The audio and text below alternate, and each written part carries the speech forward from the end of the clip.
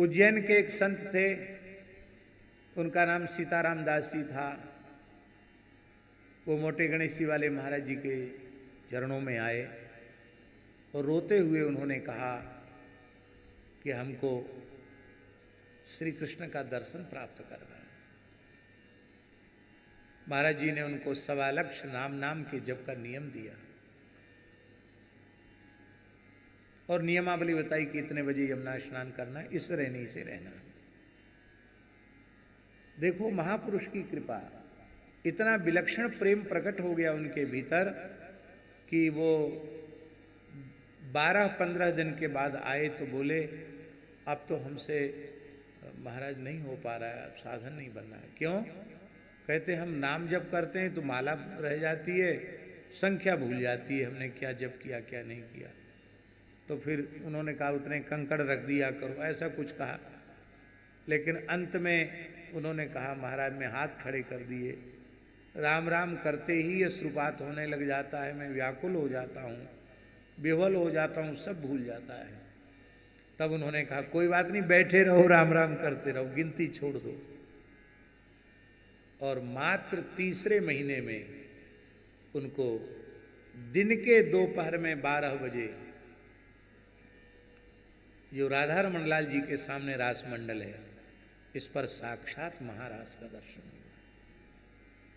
श्री ठाकुर जी ने उनको अपने हृदय से लगाया, महाराज का दर्शन हुआ।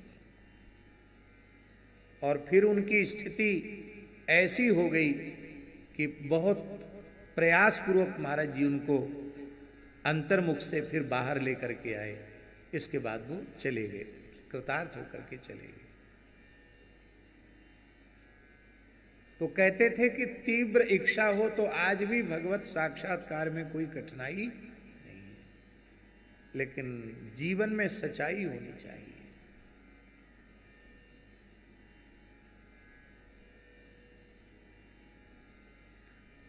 भगवत ऋषि जी ने कहा सांच बिना हरि हाथ न आवे, सब रहनी है ढीली, वेशधारी हरि के उड़साले। ये दूसरा दोष है।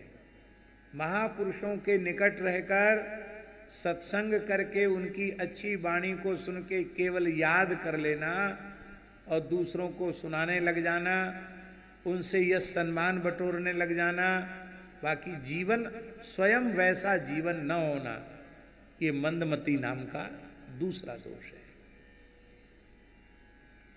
तीसरा दोष है मंदभाग्या।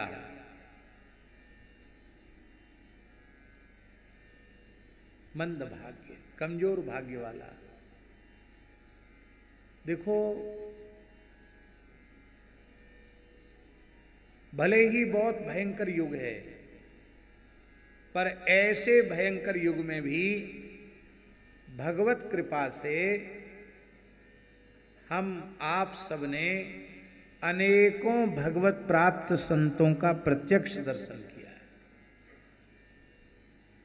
आपकी बात आप जाने, हम तो पूर्ण विश्वास पूर्वक सरल हृदय से स्वीकार करते हैं कि परम श्रद्धेय स्वामी श्री राम सुखदास जी महाराज भगवत साक्षात्कार संपन्न एक महान तत्वज्ञानी, महान अनुरागी, प्रेमी, भगवत भक्त, रसिक सिद्ध संत थे। हम लोगों ने उनका दर्शन किया, उनकी वाणी भी सुनी, लेकिन अपने मन को शरीर संसार से कितने अंश में हटा पाए, भगवान के चरणों में कितने अंश में लगा पाए, ये है मंद भाग्य। पूज्य गुरुदेव श्री भक्तमाली जी महाराज भगवत साक्षात्कार संपन्न संत थे। पूज्य पंडित श्री जगन्नाथ प्रसाद भक्तमाली जी महाराज, पूज्य पंडित श्री गया प्रसाद जी महाराज, पूज्य बाबा श्री ठाकुर दास जी महाराज, पूज्य बाबा श्री बालकृष्ण दास जी महाराज, कितने पूज्य स्वामी श्री रामर्षण दास जी महाराज, कितने संतों का हम आपको नाम सुनावें जो भगवत साक्षात्कार संपन्न महापुरुष थे। और इन सब संतों के दर्शन का सौभाग्य मिला, उनकी कृपा करुणा भी मिली,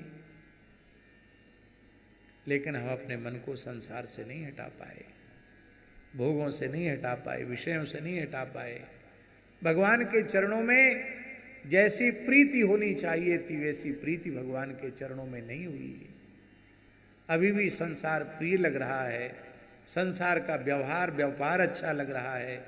भगवान जैसे अच्छे लगने चाहिए थे वैसे अच्छे नहीं लग रहे हैं। जो तो ही राम लागते मीठे, भगवान मीठे लगते तो संसार फीका हो जाता, पर संसार फीका नहीं हुआ, संसार में स्वाद आ रहा है। श्री राधा सुधानिधि जी में अलम विषय वार्तया नरक कोटि विभत्सया, क्या ये स्थिति है हमारी? महाप्रभु श्री धर्मवंश जी कह रहे हैं अलम विषय वार्तया, जाने दो विषय वार्ता, अब संसार की चर्चा ही मत करो, क्योंकि नरकों की करोड़ों करोड़ों गुनी अग्नि से भयंकर है ये संसार की चर्चा। नरक कोटि विभत्सया,